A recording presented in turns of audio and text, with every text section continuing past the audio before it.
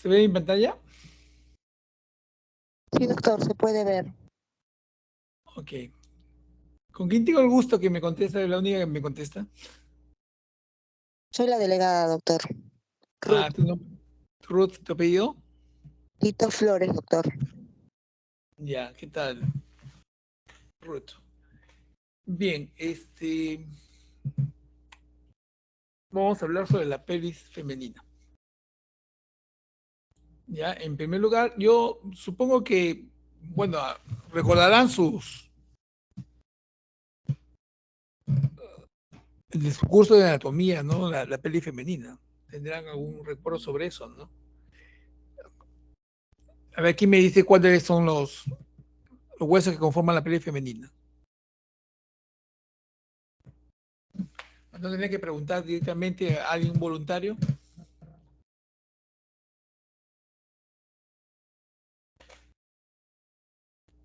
¿Hay algún voluntario? ¿Están tímidos? ¿Mm? ¿Nadie?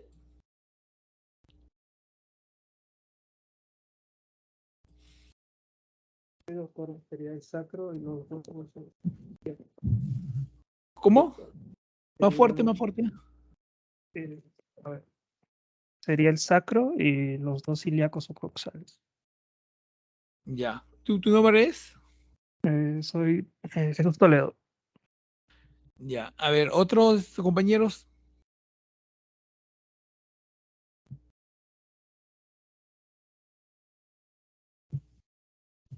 A ver, Ruth, tú, Ruth, ¿qué opinas de lo que ha dicho tu compañero?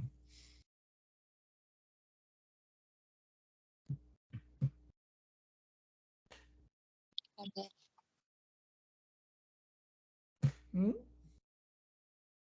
Doctor, he mencionado varios que tienen los huesos del sacro, la coxis y mm,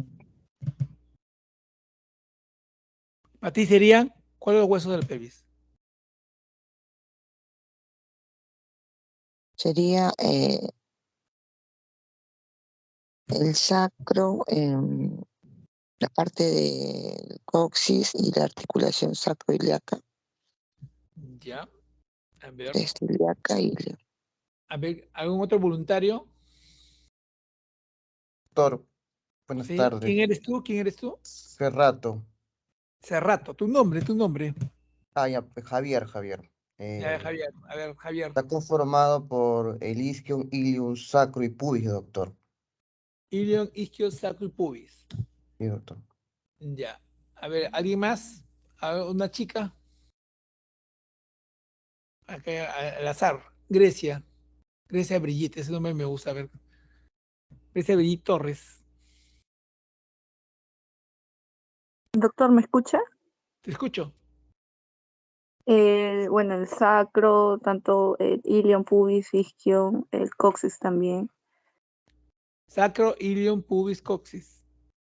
Ya. Ilion, pubis, isquion, tanto que conforman el hueso coxal. Mm, ya. A ver, una opinión más.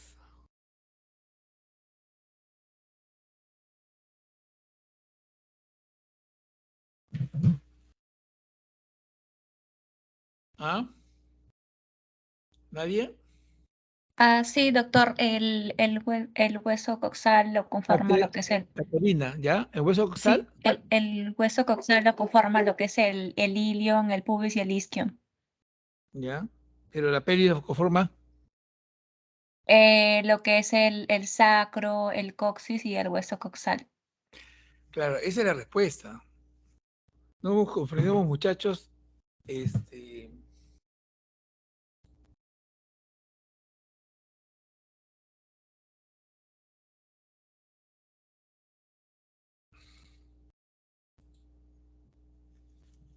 no puedo hacer lo que la pantalla se vea.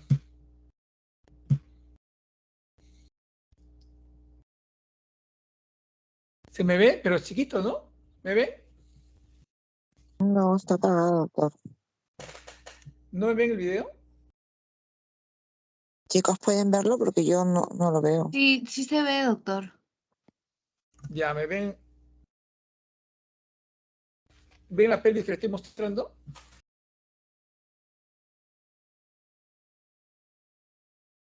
¿La ven? Sí, doctor. Sí, Es una doctor. pelvis. ¿Ya? Entonces la pelvis está formada por, como han dicho, por el hueso coxal, que en realidad tiene 3 porciones: el ilion, el isquion y el pubis.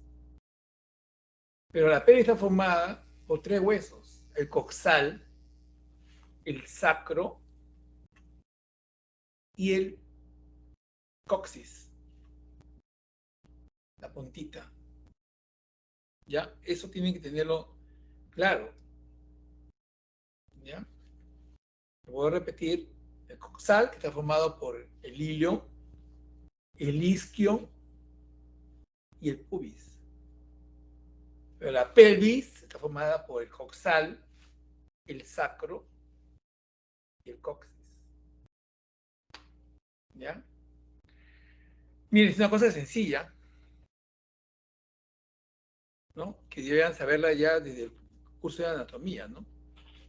Entonces, es algo que deben grabar. Que todo médico debe saber cómo está formada la pelvis, ¿no? Aunque, igual como te dice, cómo está formado el tórax, creo que todos saben. Bien. Vamos a compartir la pantalla nuevamente.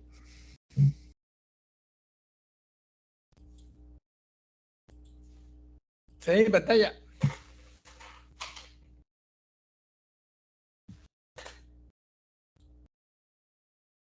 ¿Sí? ¿Se ve? Sí, doctor, ya se ve. Ok. ¿Qué competencias deben adquirir después de esta clase? Ustedes. Precisar los componentes de la pelvis, sus accidentes óseos, divisiones, identificar los estrechos de la pelvis con sus respectivos diámetros, describir las articulaciones que participan en la pelvis y los medios de unión, diferenciar entre pelvis mayor, pelvis menor y definir su contenido, describir el eje de la pelvis, ¿no? Y el canal del parto. Y conocer los tipos diferentes de pelvis que hay, sus diferencias, ¿no? Y una clasificación clásica de Caldwell y Molloy, que lo vamos a ver. Este es el temario que incluye esta clase, ¿no? Vamos a ver la definición, la constitución ósea de la pelvis, la división de la pelvis, que es muy importante en la obstetricia, esta división de la pelvis verdadera, pelvis falsa. Pero lo que nos interesa es la verdadera. Los estrechos, el superior, el inferior, el medio e inferior, ¿no? Que es importantísimos puntos que van a determinar la procedencia o no de un parto por la vía vaginal. Las articulaciones de la pelvis, los ligamentos de la pelvis, el eje de la pelvis. Algo sobre pelvimetría clínica, cómo podemos hacer para medir los diámetros de la pelvis, ¿no? Y la relación que debe haber entre la pelvis y los diámetros fetales, que son muy importantes. Los planos de Hoche, los planos de Lee, que son muy importantes planos, nos ayudan a saber cómo desciende la cabeza fetal en la pelvis. Y la clasificación finalmente de Caldwell y Molloy, que es la clasificación de los diferentes tipos de pelvis. La pelvis es una región anatómica la región anatómica más inferior del tronco, ¿no? Es un embudo osteomuscular que se estrecha hacia abajo, ¿no? Y está limitado por el hueso sacro, el coxis y los coxales, ¿no? Los coxales a su vez tienen 3 partes, ¿no? El ilion, el isquion y el pubis. Estos huesos van a definir lo que se conoce como la cintura pélvica, ¿no? Y además vamos a tener los músculos de la pared anterior inferior ¿no? Del abdomen y los músculos del perineo que van a cerrar la pelvis, ¿no? Que van a conformar lo que es el piso pélvico. La pelvis se divide en mayor y menor. La mayor es la pelvis falsa y la menor es la pelvis verdadera. ¿Por qué la pelvis verdadera? Porque la pelvis verdadera es la que contiene los genitales internos, la porción terminal del intestino y la porción terminal del aparato urinario, ¿no? Eso está en la pelvis verdadera, en la pelvis menor. Acá están los huesos que constituyen la pelvis. Tenemos el sacro, el coxis, y el coxal también se le llama ilíaco, coxal o ilíaco, que a su vez está formado por la fusión de tres huesos, que es el ilio, el isquion y el pubis. Acá tenemos algunos accidentes de la pelvis, ¿no? Tenemos la base del sacro, tenemos las fosas ilíacas, ¿no? Este es el límite de la pelvis, la línea nominada, ¿no? El borde pélvico. Tenemos el promontorio del sacro, punto importantísimo en la obstetricia, el promontorio del sacro, ¿no?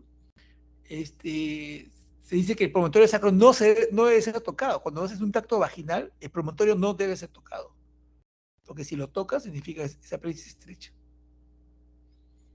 ¿Ok? Luego tenemos, bueno, la espina isquiática o ciática, el acetábulo, donde se inserta en la cabeza del fémur, el pubis, con la sínfisis del pubis, la unión cartilaginosa que le da movilidad a esta pelvis, que tiene, está sujeta a una hormona que se presenta en el embarazo, que es la relaxina, que la reblandece y hace que la pelvis sea expandible, ¿no? Tenemos el isquion, ¿no? El hueso púbico, ¿ok? Todo esto es el coxal. Acá hay unos accidentes de la pelvis, ¿no? Hay unos accidentes de la pelvis que, de todos ellos, esta es una vista lateral hacia afuera, ¿no? Los que tienen mayor importancia son los accidentes que se dan hasta adentro, ¿no? Como, por ejemplo, lo que es la espina ciática, ¿no? Y acá no, acá los isquions los estamos viendo de perfil, pero tienen mucha importancia porque forman un ángulo con el pubis. Vamos a verlo acá.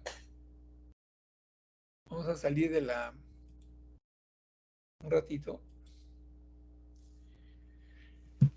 Vamos al video. ¿Me ven? ¿Ven el hueso? Sí, doctor. Acá está, ¿verdad? Entonces acá usted ve, acá están las tuberosidades del isquio. Y aquí está el pubis. La sínfisis del pubis es pubis. Y acá ven que se formó un ángulo. Este ángulo es muy importante en la obstetricia, el ángulo subpúbico, ¿no?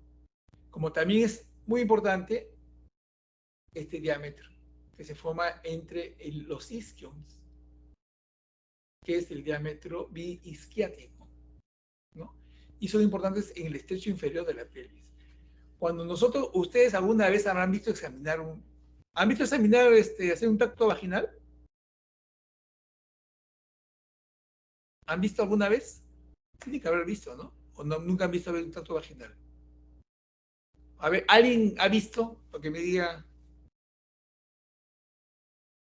chicos, sueltos, por favor, no estén tensos, o sea, con confianza, o sea, no se pongan tensos, ¿ya? Esto debe ser dinámico.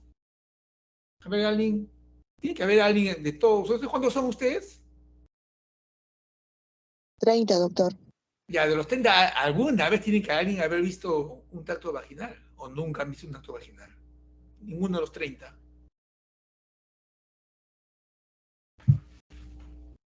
¿Ninguno? Bien. El tacto vaginal cuando se hace, y esto lo vamos a hacer más adelante, vamos a precisar, pero acaso los adelanto, tengo el hueso pélvico. Digamos, esta es la mujer, acá está de frente y acá está de costado. Imaginémosla echada en posición ginecológica, ¿no? Las piernas van a estar, las pierneras, y el tacto vaginal, los dedos entran así. Generalmente entra así, ¿no? Se examina, y cuando empieza el tacto vaginal, primero que uno hace es tratar de, si con mi dedo puedo tocar el promontorio, el promontorio. ¿Se ve? ¿Ven mis dedos? Obviamente acá lo tocó fácil porque acá en la pelvis no hay la parte blanda. Acá está cubierta de partes blandas y se supone que no debo alcanzar el promontorio. En obstetricia, los clínicos tetas, todos nos medimos los dedos. O sea, la distancia de acá a la punta del dedo medio, ¿no? Entonces sabemos cuánto mide. O sea, si yo mido mis dedos, yo sé que esto mide 13 centímetros, entonces yo no debo tocar. Si no lo toco, y si midiendo 13, quiere decir que esa pelvis es el ángulo conjugado diagonal, que vamos a ver más adelante qué es adecuado, ¿no? Y después mido, o sea, no mido, sino toco la concavidad del sacro, si el sacro es cóncavo, porque a veces hay sacros que son planos, o hay una exostosis, un abultamiento. Toco las espinas ciáticas, que son estas. Esto también se puede tocar en el tracto vaginal. Si las espinas ciáticas son agudas o si son romas. ¿Ok?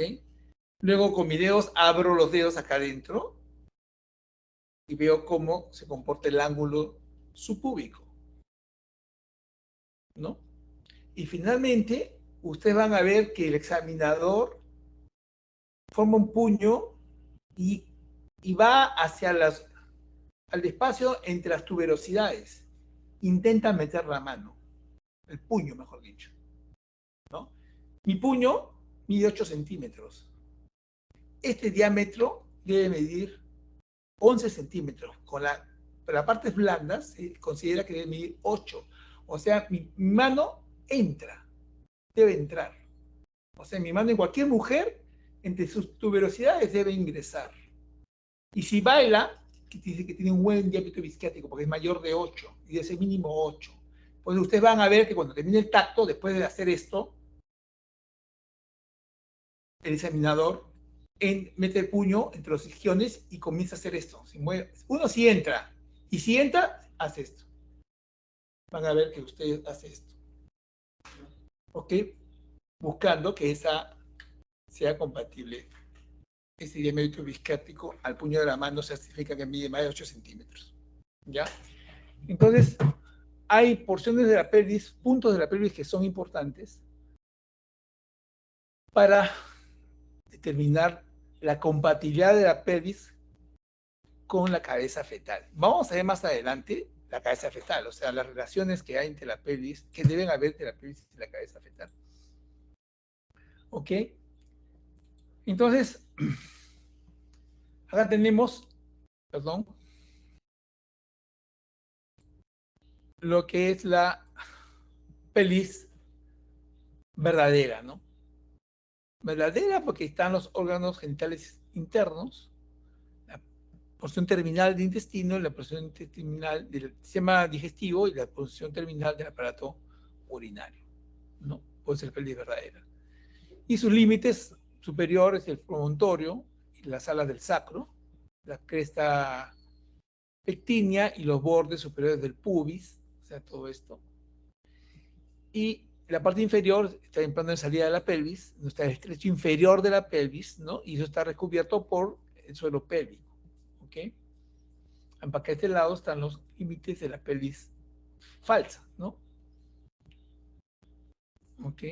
Que son, límite posterior serían las vértebras lumbares, los laterales serían las fosas ilíacas, y límite anterior sería la porción inferior de la pared abdominal anterior. ¿Ok? Entonces, aquí está la pelvis mayor, en perfil, y la pelvis menor, que nos interesa, porque vuelvo a repetir, pelvis menor o verdadera, porque contiene los órganos genitales internos, la porción terminal del sistema digestivo y la porción terminal del aparato urinario. ¿Ok? Lo mismo, límites, en nuestra vista. Y ahora vamos a ver lo que son los estrechos. La anatomía de la pelvis delimita 3 estrechos. El estrecho superior, el estrecho medio y el estrecho inferior, ¿no? El estrecho superior es la entrada de la pelvis. Es la entrada de la pelvis, ¿no? Entonces, por ahí va a entrar el bebé. ¿Ok? Este estrecho superior o entrada de la pelvis va a determinar unos diámetros que son muy importantes y que ustedes deben saberlos, ¿no? Tenemos un diámetro transverso, tenemos un diámetro anterior-posterior y tenemos dos diámetros oblicuos. ¿Ok? El diámetro transverso, que se tiene de un lado de la línea nominada a otro lado de la línea nominada o del borde pélvico, de un lado al lado, mide 13 centímetros. Y los diámetros transversos, ¿no? El izquierdo mide 12.5 y el derecho 12 centímetros. O sea, el izquierdo es más grande en 0.5 centímetros. Pero parece mentira, este 0.5 centímetros es muy importante. Porque hace que los bebés tengan mayor facilidad de descender por el lado izquierdo de la pelvis que por el lado derecho. Y ustedes van a escuchar que el feto tiene o posición derecha o posición izquierda, que lo marca el dorso del feto, ¿no? Y van a aprender, en su experiencia van a ver, por ejemplo, una cosa interesante, que cuando el feto está al lado derecho, hay más posibilidades que este feto llegue a 41 semanas que cuando el feto está al lado izquierdo. Y eso se ve cuando vas a una sala y buscas las gestaciones, porque generalmente en todos los hospitales el embarazo dura entre 37 y 41 semanas, ¿verdad? Ya, entonces cuando están en 41 semanas, todas las gestantes generalmente en todos los hospitales son ingresadas para impedir que la gestante llegue a las 42 semanas. Porque a las 42 semanas empieza la morbimortalidad fetal por el embarazo prolongado. ¿Ok? Entonces, a las 41 semanas ingresa para ver si la paciente tiene condiciones para el parto vaginal o va a ir a la cesárea. Y si tiene condiciones para el parto vaginal y condiciones para inducir, se le va a inducir el parto. Si ustedes analizan esas gestaciones de 41 semanas, se van a dar cuenta que la mayoría tiene posición, el feto, posición derecha.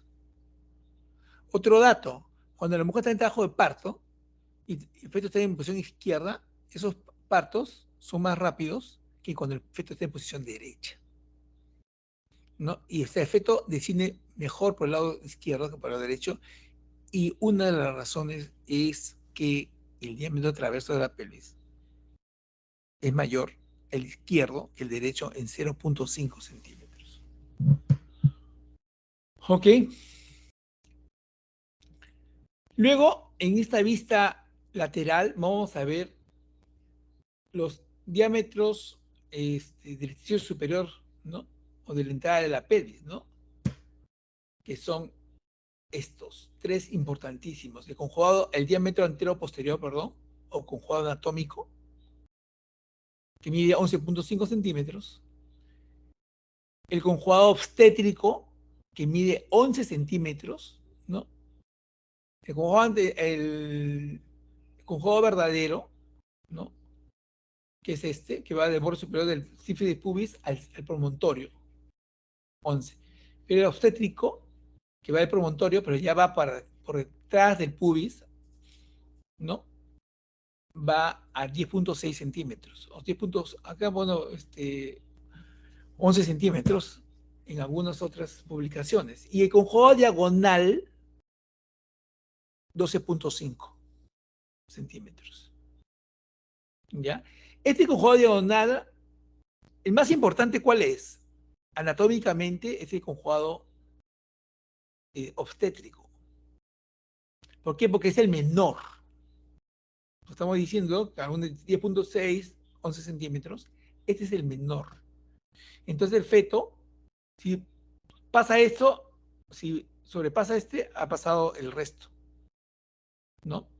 Pero no es, clínicamente no es medible.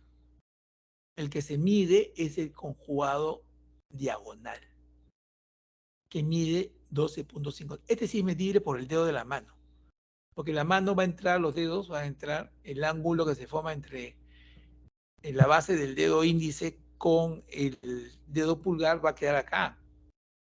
Y el dedo va a ir para acá, como les mostré. Entonces, uno sí puede medir.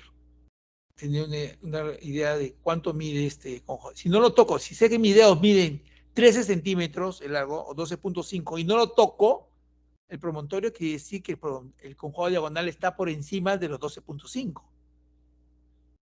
¿Ok? Pero si mis dedos yo sé que miden 12 centímetros, ¿no? Esa medición que les he dicho, de la base de la unión del pulgar con la punta del dedo medio, y yo sé que mide 12, y cuando voy a examinar al paciente toco el promontorio, quiere decir que el promontorio tiene menor de 12, de 12.5.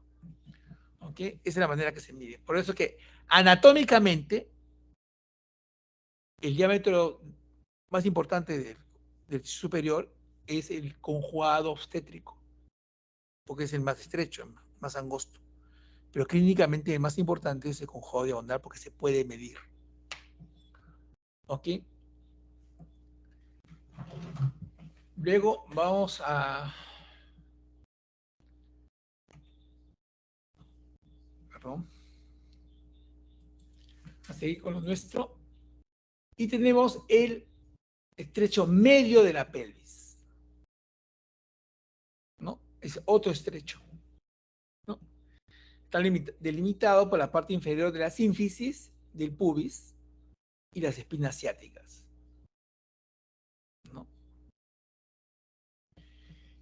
Y se va a determinar, hay 3 diámetros acá, pero acá el importante, que es el altero posterior 11.5, que es el subpubis a S4, ¿no? Subpubis sacro, y el misacro, que es que va de a la vértebra a S2, ¿no? A pubis, que es 12 centímetros. No tiene uso obstétrico, tiene 12 centímetros. Acá ustedes son los menores. ¿Y cuál es el menor de todos estos? Es el diámetro biciático, el que une las espinas ciáticas. ¿Ya? Es el biciático, que debe medir 10 centímetros. Este se puede medir con los dedos. Había que tocar, hacer el tacto vaginal e intentar tocar las espinas ciáticas. Se sienten, pero es difícil abrir los dedos, más o menos, los dedos totalmente abiertos, el dedo medio y el dedo índice, cuando uno lo abre al extremo, llega a los 10 centímetros. ¿Ya? Pero abrirlos dentro de la vagina de la mujer es algo complicado. Entonces, la medida que uno la hace por una referencia espacial que uno, más o menos ya con la experiencia uno la adquiere, ¿no? Más esto va acá sí calcula sin iniciar, o sea, sin abrir los dedos, sino dice acá, sí, acá. Pero una manera indirecta de saber si ese diámetro va a ser adecuado o no, por eso es importante, es examinar la espina ciática. Si la espina ciática es roma o es aguda. En la mujer debe ser roma, no debe ser puntiaguda, porque cuando es puntiaguda, cuando es aguda, entonces se reduce el diámetro biciático, se reduce, ¿no? Entonces ahí viene el problema. Normalmente el biciático debe medir 10 centímetros, y es más estrecho que el estrecho inferior. ¿Ok? Por eso la importancia. Y luego tenemos el estrecho inferior de la pelvis, ¿no? Que en este caso tiene importancia las partes blandas. Acá hay mucha parte blanda, ¿no? Y el diámetro más importante es el diámetro biisquiático. Es este. Porque hay otros diámetros que vamos a verlo son parte del estrecho inferior, que son estos. El diámetro anteroposterior del, ¿no? del peso de la pelvis media, de 11.5, y acá, que no es más, 11.5, ¿no? Acá también tienes otro, el diámetro anterior posterior, el estrecho inferior, 11.5, y este diámetro que es el subsacro subpúbico, que va del final del pubis al sacro. Y viene a ser el más, porque viene de acá a acá. ¿Pero por qué es el más importante? Porque es el más estrecho, pero gracias a que el coxis tiene retropulsión, o sea, el coxis es movilizable y puede expandirse. Entonces, resulta en el más importante. Este diámetro. Un coxis subpúbico. Debajo del coxis, debajo del pubis. Este es el diámetro que divide en más importante y que es parte del estrecho inferior, ¿no? Este es más corto, pero se amplía gracias a la movilidad del coxis, a la retropulsión del coxis. Por eso es importante el antecedente en la mujer que ha tenido fractura de coxis. Cuando una mujer ha tenido fractura de coxis, este coxis puede quedar desviado y pierde movilidad. Entonces, ya cuando una mujer te refiere como antecedente fractura de coxis, va a cesárea. Salvo que tuviese un parto de un feto pequeño, un pretérmino, pequeñito. Pero si un feto promedio, 3 kilos, no va a pasar, porque no hay esta retropulsión. ¿Ok? Entonces, esos son los diámetros más importantes de los estrechos superior, medio e inferior, y que ustedes deben saberlo. Deben grabarlo, al menos para el curso. ¿Ya? ¿Ok? Ahora, la pelvis tiene articulaciones que cobran importancia porque estas articulaciones permiten que la pelvis pueda expandirse y pueda admitir al feto, ¿no? Y en esta expansión, ¿no?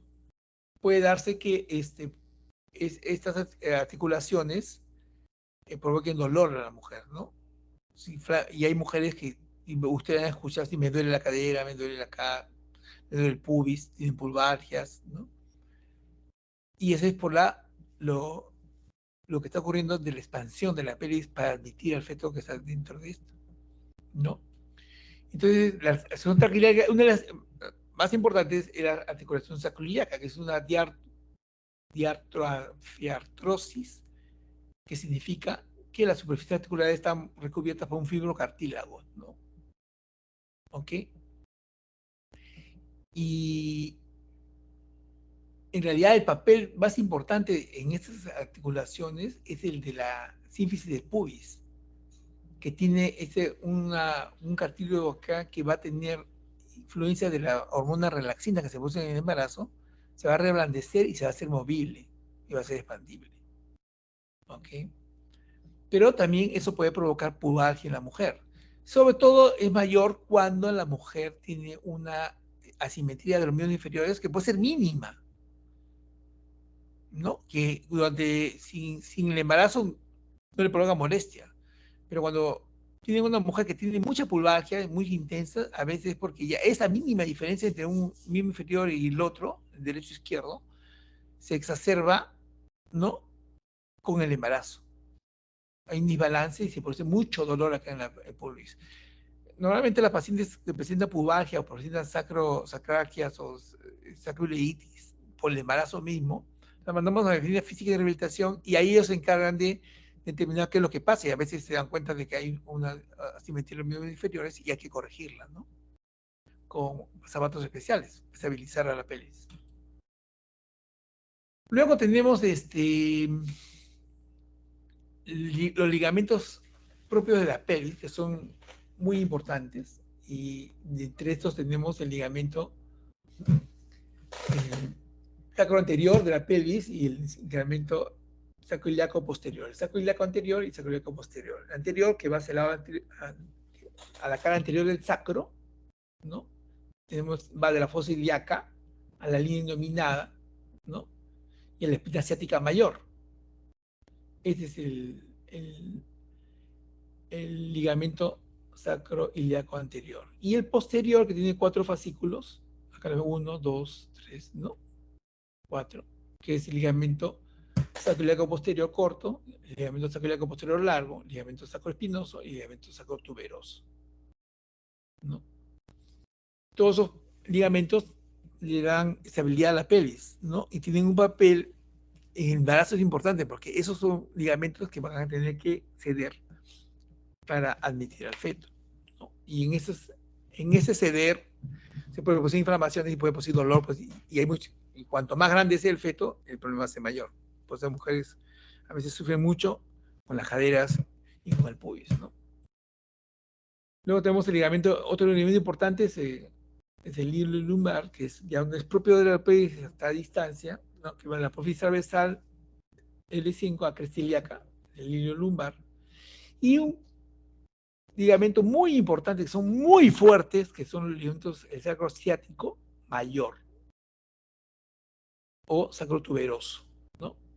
Que va de la espina ilíaca posterior superior a la espina ilíaca posterior inferior, a la cara externa del sacro, a la altura isquiática y al repile fasciforme o la rama iliopúbica, ¿no? Entonces todo esto. Ligamento sacrociático mayor. ¿Ok? Pero también hay un ligamento sacrociático menor, ¿no? O sacroespinoso, que va del borde lateral del sacro al vértice de la espina ciática. Este ligamento este es el que se siente cuando se examina tacto vaginal y uno siente la espina ciática y va a sentir un cordón, ¿no? Que va hacia el sacro, hacia el rafe medio. Fuerte, uno lo siente, ¿no? Y que en algunas escuelas lo toman como punto de referencia también para decir si hay compatibilidad pélvica. Sobre todo en la gente del San Bartolomé, si alguno cae por allá, van a escuchar que en el tracto vaginal ellos miden la longitud sacrociática. La longitud sacrociática, o sea, la distancia que va del sacro a la espina ciática, tocando el ligamento sacrociático. Lo toca el cordón, uno lo toca, ¿no? Y eso sí, ahí entran dos dedos, o sea, son 3 centímetros o más, entonces la pelvis va a ser compatible. Ellos hablan de más de 2.5, debe ser eso. Si es menos, entonces esa pelvis puede no serla. O es un parámetro en contra, ¿ya? Por eso es importante decir ligamento de referencia, ligamento sacrociático, ¿ya? Acá tenemos lo que les mencioné, la articulación cartilaginosa media que une las ramas superiores derecha e izquierda de los huesos púbicos, que es la sínfisis del pubis, ¿no? Que está cubierta por delante por lo que conocemos como el monte de Venus, ¿no? Es anterior a la vejiga urinaria y superior a los genitales externos en la mujer, ¿no? Está sobre la vulva. Y la relaxina suaviza este cartílago y flexibiliza los huesos pélvicos a la hora del parto. Ya por eso es importante. Esta sínfisis del pubis. Entonces acá tenemos un resumen de los ligamentos pélvicos más importantes desde el punto de vista gineco-obstétrico, ¿no? Tenemos ligamentos sacrociáticos, los más fuertes del cuerpo, fortalecen la articulación sacroiliaca. Los ligamentos sacroespinosos van del sacro a la espina ciática, cierran el agujero sacrociático y forman el foramen ciático mayor. Esos forámenes son importantes porque por ahí transitan estructuras vasculares y nerviosas. Tenemos los ligamentos sacrotuberosos, que unen el sacro con la tuberosidad isquiática para formar el agujero ciático menor, y el ligamento de Cooper, ¿no? O ligamentos iliopectíneos, que están pegados a dicha estructura, a la línea pectínea del pubis, y que son de importancia quirúrgica porque se utilizan para en la cirugía de las hernias, y ahí se ponen en ese ligamento es que se ponen los puntos para corregir las hernias, ¿no? Este es el ligamento de Cooper, ¿no? O ligamento iliopectíneo, es una condensación facial de la cara posterior de la rama superior del pubis y inervación posterolateral a lo largo del borde de la pelvis menor, ¿no? Se inserta en la cresta iliopectínea y es importante como punto de apoyo de reparación de las hernias inguinales, ¿no? ¿Ok?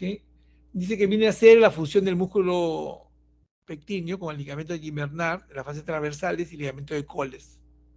El ligamento de Hennig y tendón conjunto, todo eso se fusiona y forma el ligamento de Cooper. Ya para los que quieren un conocimiento más profundo de la anatomía, ¿no? Eso todo lo han visto en la anatomía. Y acá tenemos las escotaduras que se forman por esos ligamentos y con los relieves óseos, ¿no? Con los accidentes óseos se forman estos ligamentos y tenemos la escotadura ciática mayor, ¿no? Y la escotadura ciática menor. La ciática mayor, límite es el ilíaco, la articulación sacroiliaca, ¿no? El sacro y el ligamento sacro-ciático menor. Y forma la escotadura ciática mayor.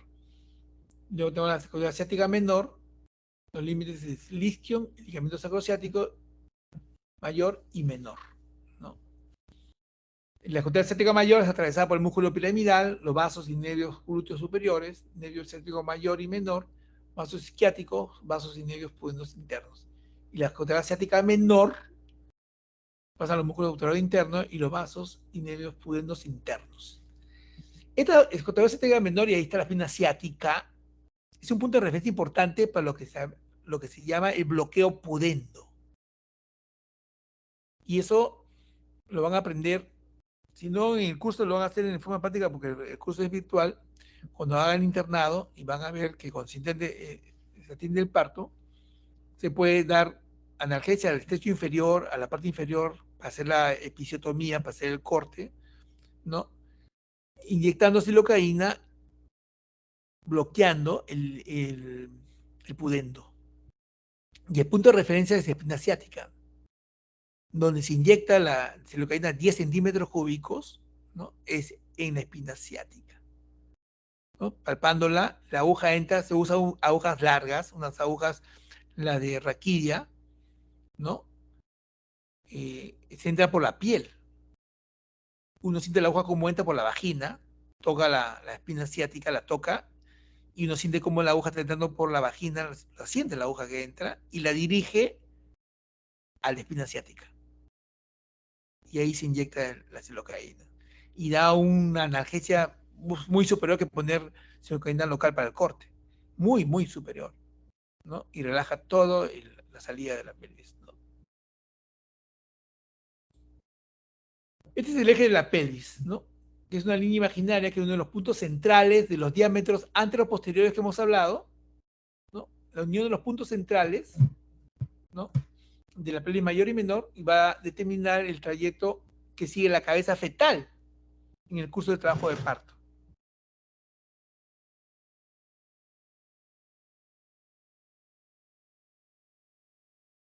Por acá.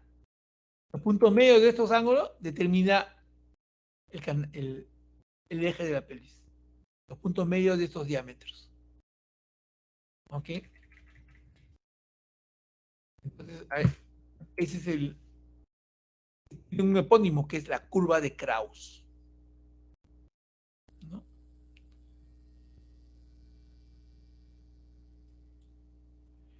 Y acá tenemos los diámetros cefálico-fetales, ¿no? Entonces, el feto, en su presentación más común, más frecuente, que es la presentación cefálica, y dentro de la cefálica, la presentación de vértex, de occipucio, ¿no? Entonces, lo que va a el diámetro menor que ofrece, y por eso 9.5. Todos los diámetros que hemos hablado, ninguno hemos dicho 9.5. O 9, ni 10. O sea, el 10 hemos dicho el diámetro bisiático de la espina, del plano medio. El diámetro bisiático, que es una de las dos espinas ciáticas.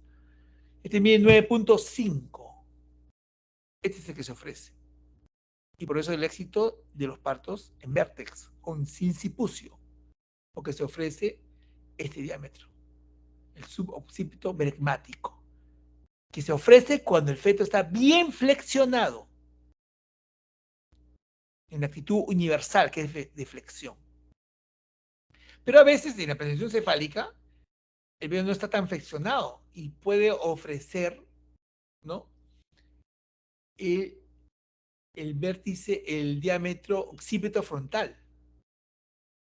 Esta presentación ya no es la militar, o sea, porque está recto como el militar, ¿no?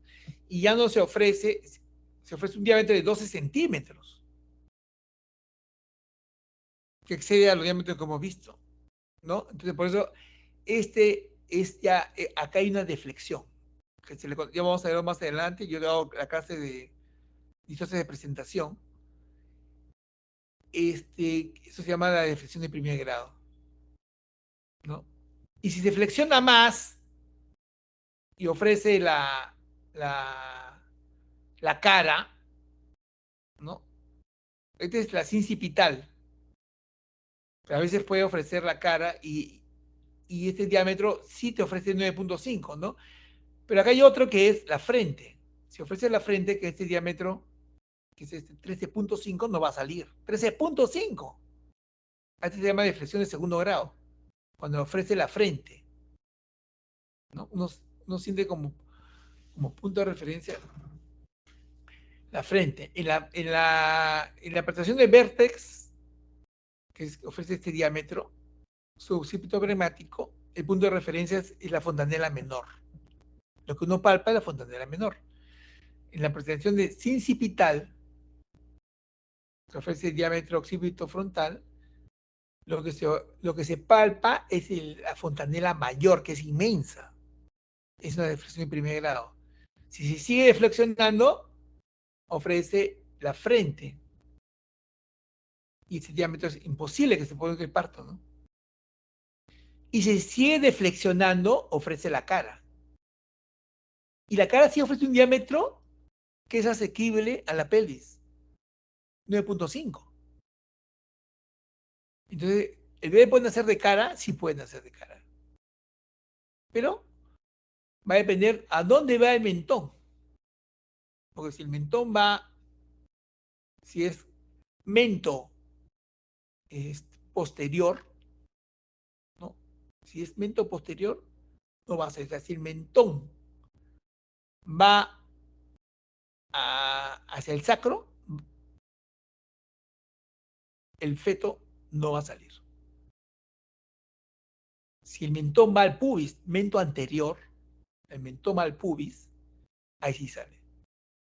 Porque en la cabeza, la frente se desliza en el sacro. En cambio, cuando es mento posterior, que el mentón va al sacro, la mente se estrella contra el pubis y no sale. Te engatilla. ¿Ok? Por eso la importancia de los diámetros fálico-fetales que el feto ofrezca y las relaciones con los diámetros pélvicos. También tenemos que estos diámetros, que es el diámetro biparietal de 9.5, también menor. Importante. Acá hay un diámetro bitemporal, pero que es más chico, pero el más grande, es el diámetro biparietal 9.5. Relacionándolo con los diámetros de la pelvis, también, por eso pasa a la cabeza fetal. ¿Ok? Acá hay unos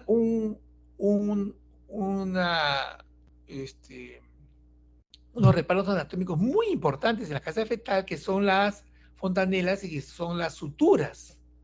Porque en la cabeza del feto, las suturas no son fijas, son movibles. Entonces, los huesos se pueden montar uno sobre otro.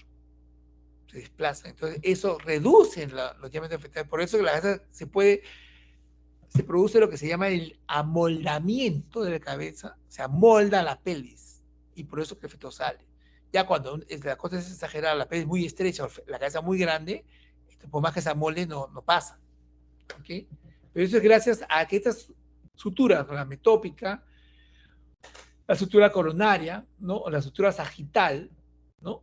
O la sutura lambdoidea, que sean móviles, hace que posible separación. La más importante es la sutura sagital, esta, que va a determinar, uno la va a sentir, la va a percibir, y es un punto de referencia para saber, y ustedes vamos a ver un término que vayan investigando, lo que se llama sinclitismo. O sea, busquen qué es sinclitismo y qué es asinclitismo. Eso lo vamos a hacer en la clase de distosia de presentación. ¿Ok? Y la fontanela, que es un punto de referencia, miren la fontanela menor, ¿no?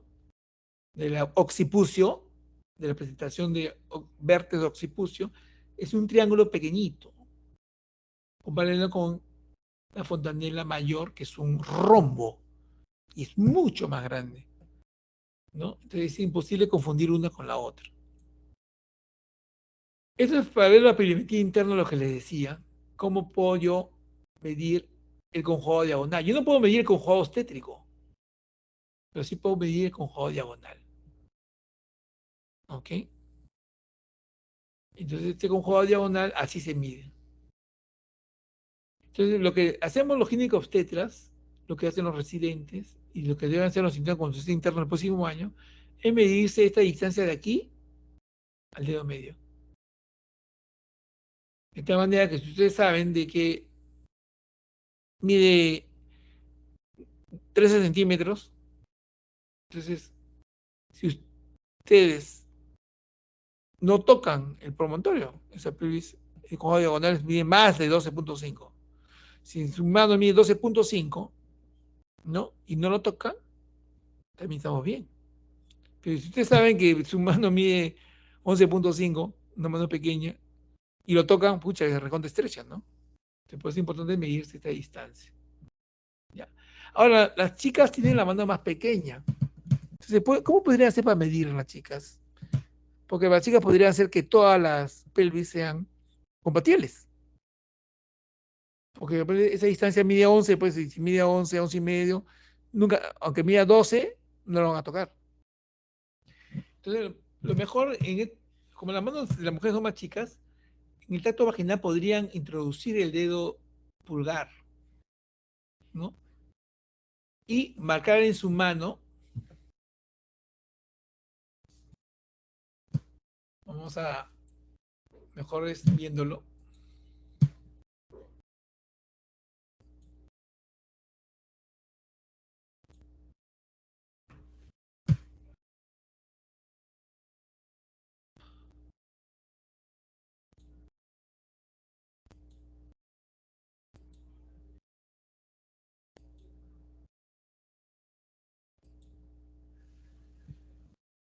¿Se me ve?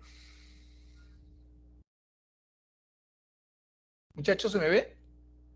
No, no, doctor. ¿Por qué no se me ve?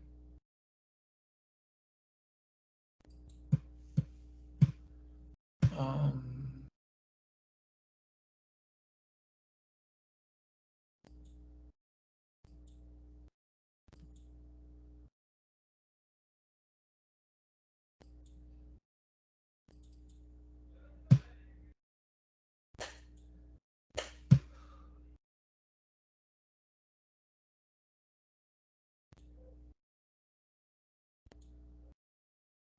no sé por qué no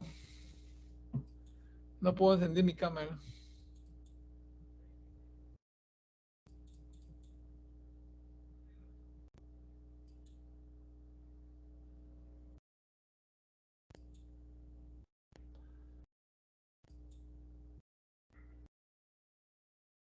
Bueno, no sé por qué motivo no puedo encender mi cámara.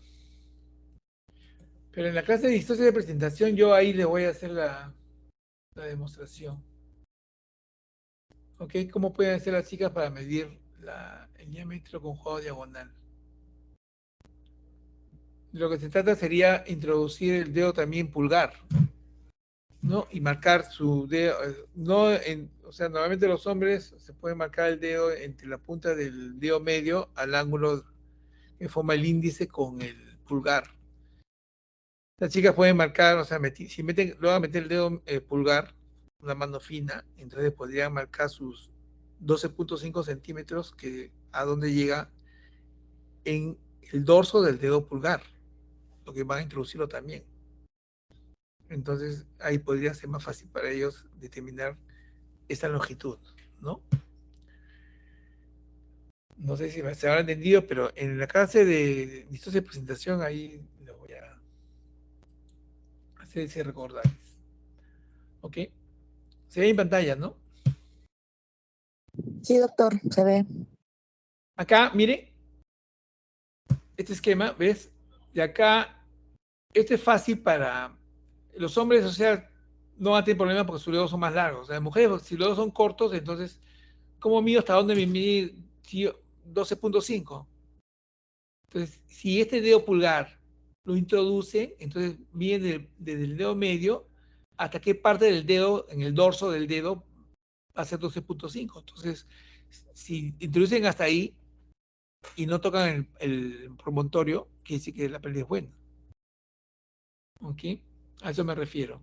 Pero eso lo puede hacer la chica porque tiene la mano fina, delgada. Los hombres luego son más largos, que basta que se midan de acá del ángulo hasta la punta del dedo medio. Que debe ser, de repente, no sé cuánto miden ustedes, ¿no? Si la mía mide 13, entonces yo, de hecho, no debo tocar nunca el promontorio, ¿no? Si mide 12 y toco el promontorio, entonces esa pelvis está en el límite. Porque debe ser más de 12.5, ¿no? Williams habla de pelvis límite cuando ese conjugado diagonal está entre 11.5 y 12.5. Pelvis límite, o sea que puede tener la opción del parto vaginal siempre y cuando el PV no sea grande y pueda pasar por ahí. Pero cuando ustedes escuchen este término, pelvis límite, significa un conjugado diagonal que está, no es mayor de 12.5, sino que está entre 12.5 y 11.5. ¿Okay? Acá tenemos, bueno, la medida frontal del conjugado diagonal, cómo se mide. Acá estamos viendo las costaduras y los ligamentos sacrociáticos. Pues acá esto es lo que les decía. O sea, acá abrir los dedos para medir que esto sea 10, los dedos abiertos, índice y medio, totalmente abiertos, llegan a los 10 centímetros, al menos en los hombres. Entonces, mídense cuánto llegan las chicas, ¿no? Entonces, es un poco difícil abrir los dedos abiertos para medir la distancia entre una espina ciática y la otra espina ciática. Entonces, una manera es solamente tactar la espina ciática y que esta sea Roma. Cuanto más aguda sea, más puntiaguda, quiere decir que ese diámetro va a ser menor. No va a ser los 10. Y acá también se mide el diámetro, la longitud, ¿no? Sacrociática. Lo que estamos viendo es cuánto mide, ¿no? El ligamento sacrociático. O sea, de la punta de la espina ciática, el ligamento va al rafe medio del sacro. Entonces, eso sí se puede tocar fácilmente. Con los dedos, con el índice y medio se tocan. El ligamento uno lo siente facilito. O sea, es un cordón curvo, ¿no? Y los dedos ahí, si toco dos dedos, son 3 centímetros. Si yo toco la distancia del sacro al coxis, dos dedos, es 3 centímetros. Entonces está en lo adecuado, más de 3 centímetros. ¿No? ¿Okay? Luego tenemos acá el ángulo subpúbico. El ángulo subpúbico formamos con los dedos, acá ven los dedos, y vemos que el ángulo sea subpúbico. O sea, los dedos en la posición que están acá, lo que se hace es, si es el ángulo mayor de 90, que debe ser el ángulo subpúbico debe ser mayor de 90 grados. Mayor de 90 grados. ¿Ya? O llega a 110. Pero uno se da cuenta que es mayor de 90 grados cuando los dedos bailan. Uno puede mover sus dedos, ¿no? O también uno puede dibujar el ángulo con los dedos, con la mano, siguiendo las ramas del pubis, siguiendo las ramas de los huesos, ¿no? Colocados los guantes, y tú formas el ángulo. Te vas a dar cuenta si el ángulo es 90, menor de 90, o es un ángulo mayor de 90, de 100, 110. Te das cuenta, ¿no? Con esta maniobra mides con el puño entre las tuberosidades el diámetro biisquiático, que debe ser 8, hemos dicho, este puño, se mide en el puño, de acá a acá, y debe medir 8 centímetros, entonces debe pasar en toda mujer. Si tu mano puño mide 8 y examinas a una mujer y no puedes entrar entre las tuberosidades, sino que te topas con las tuberosidades, te quedas ahí, ese diámetro biisquiático es menor de 8. Pero las chicas, como tienen manos pequeñas, de repente se miden eso y mide 7. Entonces, de repente sí meten y entran, ¿no? Entonces cualquier pelvis va a ser buena, ¿no? Por eso tienen que saber cuánto mide. Pues si mide 7, entonces su mano debe bailar siempre dentro de los diámetros, dentro de las tuberosidades, debe bailar la mano. Pues mi mano, si entra así exactamente, es 8. Pero si mi hermana baila, quiere decir que este diámetro bisquiátrico está en más de 8. ¿Ok? Voy a repetir, mide 11, pero por las partes blandas se considera que debe ser 8. ¿Ok? Si la mano, el puño de una chica mide 7, debe siempre bailar.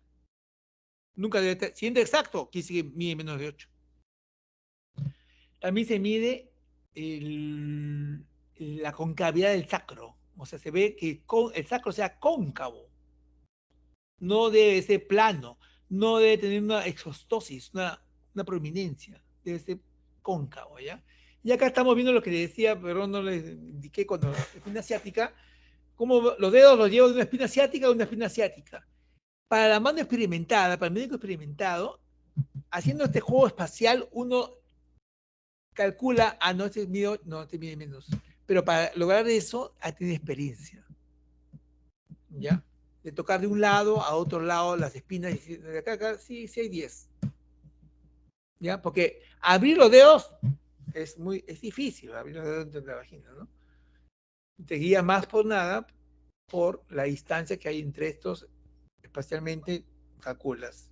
Y un punto de referencia es si es aguda o no es aguda. Cuanto más aguda, menor distancia va a haber, menor diámetro. Este es para medir también el ángulo subpúbico, formando con los dedos de la mano. Entonces yo puedo formar un ángulo de 90 con mis dedos y lo formo y toco, ¿no? Ese es la variante del moldeado de Schleim. Bien, normalmente el pelvis genicoide está entre 90 y 110, o sea, debe ser más de 90. O sea, este ángulo no puede ser menor de 90. Y yo lo puedo dibujar con la mano, ¿no? Puedo hacerlo así o puedo hacerlo con los dedos, los dedos índice, tocando el pubis así, y te das cuenta. Ya formas el ángulo y te das cuenta si es mayor de 90 grados. Los planos paralelos de Hodge. ¿Para qué sirven estos planos paralelos? ¿No? Esto ya no se usa, porque ahora lo que se usa son los planos de Lee. Pero quien se le ocurrió idear una manera de ver cómo, un punto de referencia de cómo la cabeza desciende en la pelvis, fue Hodge, ¿no? Entonces, el primer plano era una línea imaginaria que unía el promontorio, ¿no? Y el borde superior de la sífilis y el pubis, el primer plano.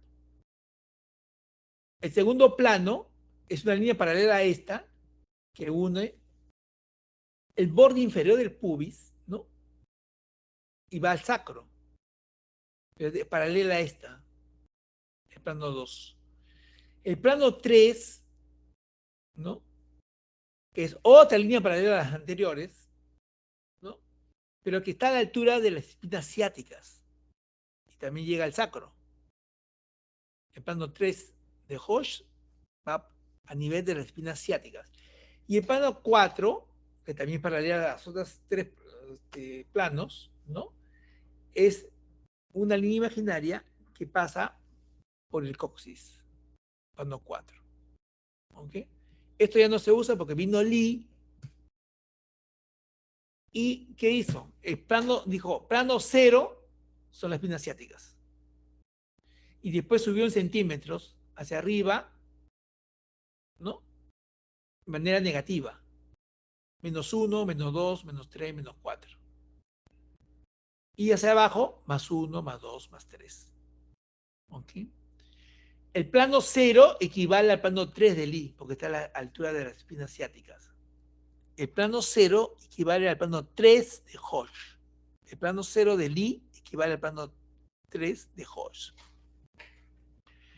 -1, -2, -3, -4. ¿Qué es -4? Se considera -4 cuando la cabeza del bebé está fuera de pelvis. ¿Y cómo me doy cuenta que está fuera de pelvis? Por arriba, cuando lo examino al bebé, ustedes ya van a ver lo que se llama las maniobras de Leopold, ¿no? Van a aprender lo que es la tercera maniobra de Leopold, ¿no? Que se agarra la mano, o sea, con la mano abierta, o sea, como que quiero coger la cabeza del bebé a nivel por encima del pubis.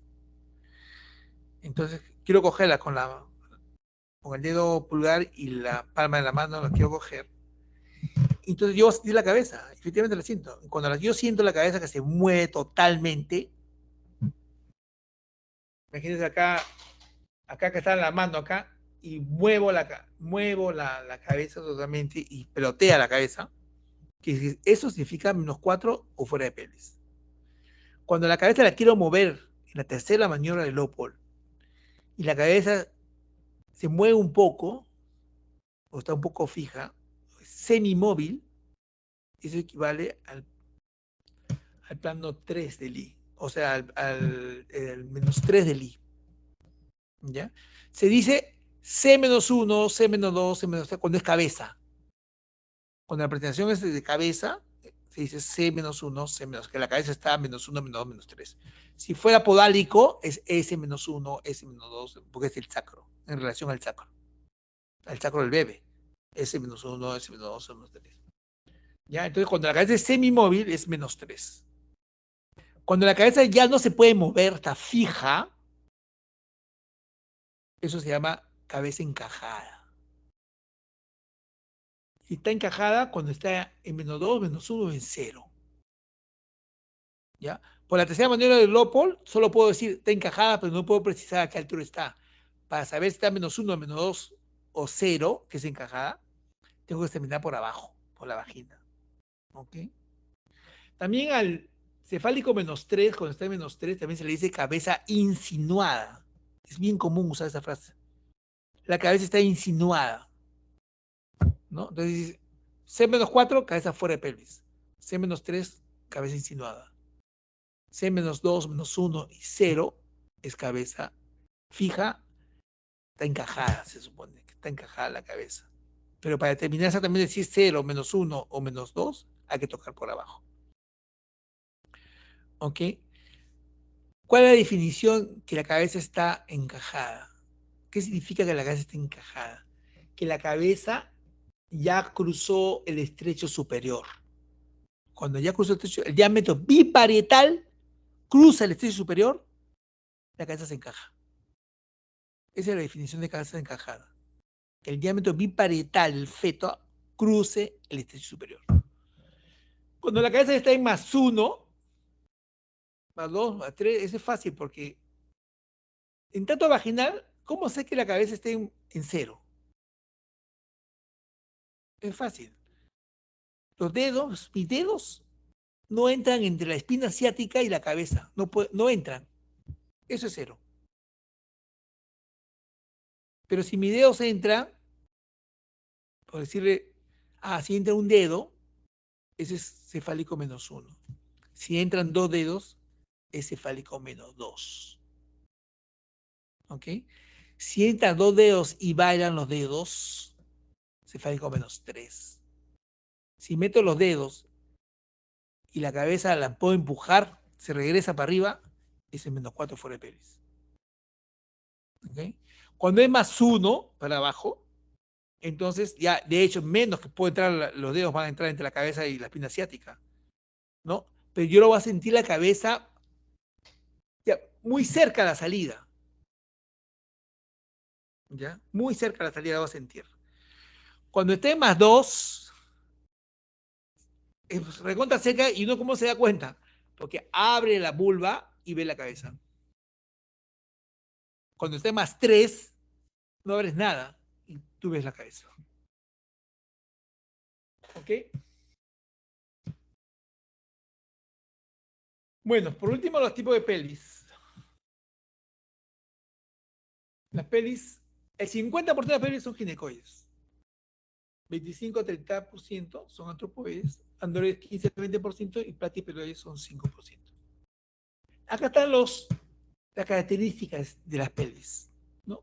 Este es un cuadro que le voy a dejar. La pelvis ginecoide, el diámetro traverso desde superior es 12, por lo menos, diámetro anteroposterior 11 centímetros, amplio.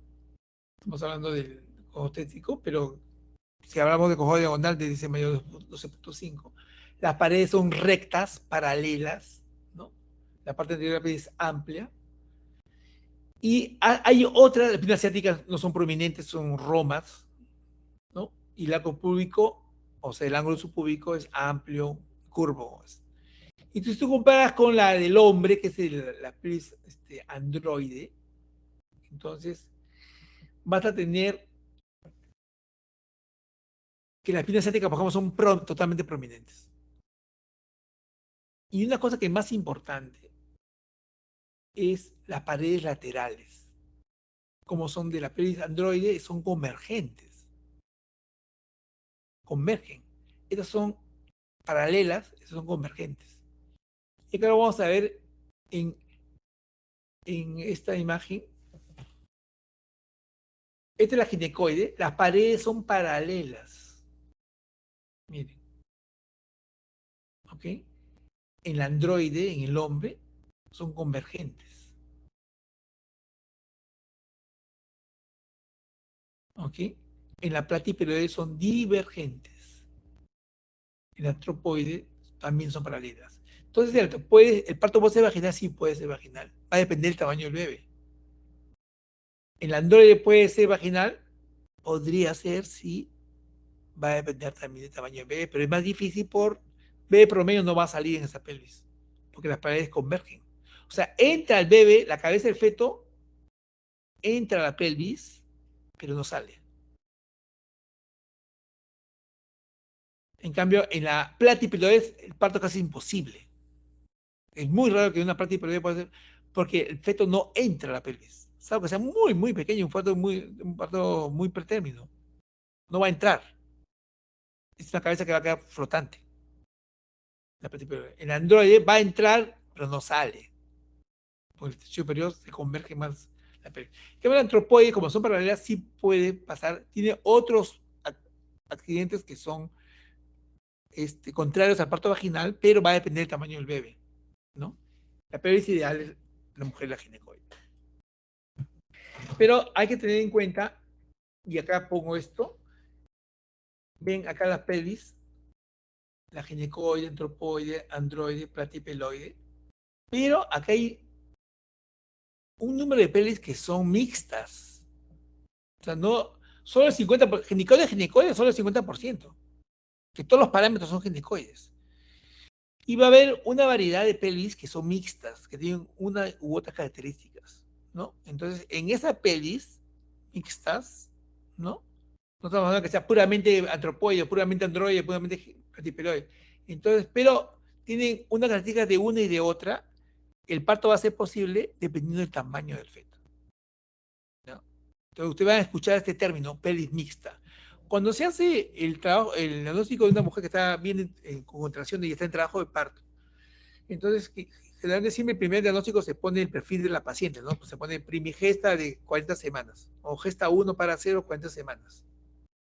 Fecha última regla. 2, trabajo de parto, fase activa. 3, la calidad de la pelvis, porque de eso va a depender si el parto va vaginal o no va a cesárea. O sea, si se le puede dar o no se le puede dar oportunidad de parto vaginal. Y ahí a veces se pone, por ejemplo, van a escuchar estos términos. Pelvis ginecoide compatible.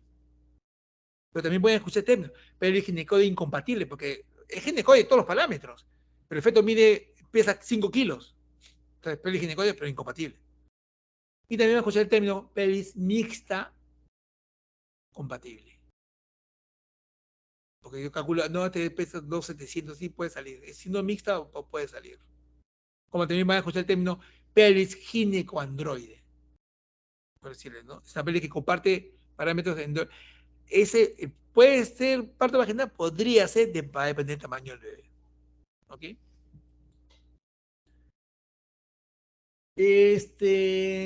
Esta maniobra mensuradora de Pinar, bueno, se las digo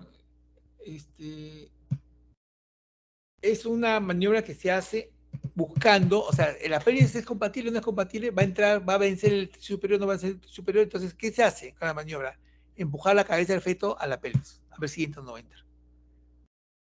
¿No? En eso consiste, ¿no? Eso estamos midiendo, o sea, si metemos la cabeza, sí entra. ¿Ok? Que así, ¿verdad? Ya muy poco se usa, pero se los digo como cultura y es una manera de saber si la cabeza va a entrar o no va a entrar a la pelvis. La única manera de saber si una pelvis es compatible con el feto es someter al trabajo de parto. En esto se reduce esta diapositiva. O sea, la única manera de decir esta pelvis no es compatible, definitivamente, es la evolución del trabajo de parto. ¿Ya? Generalmente a veces decimos, no, pelvis estrecha y pum, cesárea. Es muy común poner pelvis estrecha cesárea. Cuando la pelvis puede ser mixta y el feto puede ser compatible esa pelvis y no se somete por el trabajo de parto. Y según las sociedades más importantes, la ginecología y obstetricia, como la sociedad, el Colegio de Ginecólogos, la COG, la Asociación de Ginecólogos de los Estados Unidos, o la guía NICE, ¿no? O la canadiense, o la CEGO española, te recomiendan que la pelvis calificada como incompatible, como de proporción cefalopélvica, no como pelvis estrecha, sino de proporción cefalopélvica, o sea, no de proporción entre el feto y el bebé, sometido al trabajo de parto. ¿No? No hay otra. De antemano no se puede decir, no, es este, salvo que el tamaño del feto sea exagerado. Y ahora se usa toda mujer que su feto pese 4,5 kilos, ¿no? En nuestro medio, ¿eh? En nuestro medio, 4,5 kilos para arriba, para cesárea. Pero para los anglosajones, 4,5 kilos si es la madre es diabética. Pero dan chance hasta 5 kilos. Si pesa 5 kilos para arriba, debería cesárea. Ahora, es obvio, ¿por qué nosotros usamos 4,500? Porque obviamente el cuerpo de nuestras mujeres peruanas o latinoamericanas es diferente de las anglosajonas. Pues, las anglosajonas son grandes, ¿no? Y pueden admitir, es diferente, eso marca una diferencia, ¿no? Por eso nosotros usamos máximo, y eso que hay quienes, el feto pesa 4 kilos y ya todos van a cesárea, pero no, eso está mal porque hay bebés que nacen muy bien pesando 400, 400, 4,300, ¿no? En realidad puede ser más, es un albur. Yo les digo, una experiencia, cuando yo era recién de primer año, una mujer llegó al hospital en trabajo de parto en expulsivo y el bebé nació, hizo distocia de hombros, pero logró salir. ¿Sabes cuánto pesó? 6 kilos 400. 6 kilos 400. Y nació por parto vaginal porque llegó completa. Tenía partos anteriores, veo fetos grandes de 4 kilos, ¿no? Y se pensaba que iba a pesar igual, unos 4,500. 6 kilos 400 y nació por parto vaginal. Hizo distocia de hombro, logró salir. Hizo una parálisis de herpes transitoria y eso fue todo. Entonces, pero ya, si nos guiamos por lo que mandan las necesidades más importantes de la ginecología obstetricia, toda paciente de 5 kilos debía ser electiva, ¿no? Ahora ya existe, en la época que yo les cuento esto, la ecografía, ya había ecografía, pero no disponíamos las emergencias de ecógrafo para medirlo, ¿no? Ahora sí, ya pues, tenemos ecógrafos, en el servicio tenemos 4 ecógrafos. Entonces siempre tenemos en emergencia tenemos 2 ecógrafos. ¿Ya? Entonces, es posible ponderar el feto ecográficamente.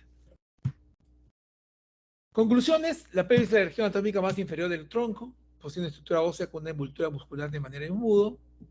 Dependiendo de las medidas y relaciones entre los distintos relieves óseos de los huesos pélvicos, se constituyen 4 tipos: ginecoide, antropoide, androide y platipeloide. La pelvis ginecoide es la más adecuada para la evolución espontánea del parto vaginal. Durante el embarazo, la pelvis se convierte en el elemento más importante del cuerpo de la mujer, pues contiene el feto durante todo el embarazo y se modifica para permitir el nacimiento, gracias a que posee una articulación cartilaginosa, la sínfisis del pubis, que permite flexibilizar a los huesos pélvicos a la hora del parto.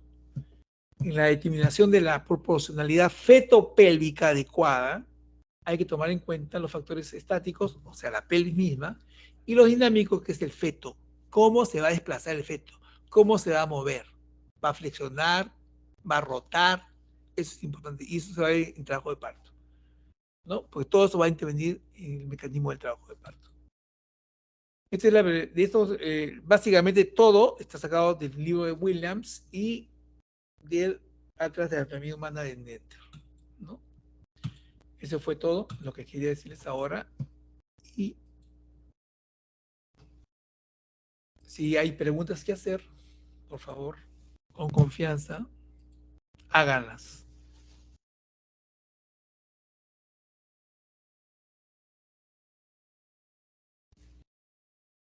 ¿Nadie? ¿Nadie quiere preguntar? ¿Todo está claro? Bajaremos la asistencia.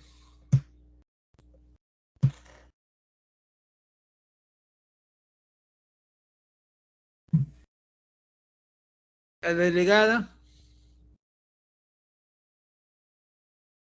Ruth. Sí, doctor, presente.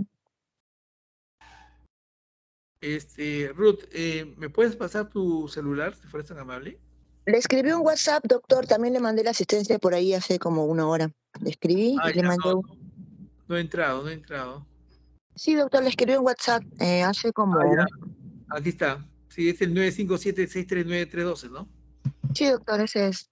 Te voy a llamar porque hay una clase, hay un par de clases que tengo que cambiar de fecha porque por el trabajo en el hospital no puedo dictarlas ese día, ¿no? Hay una que es un día lunes y una es un día viernes.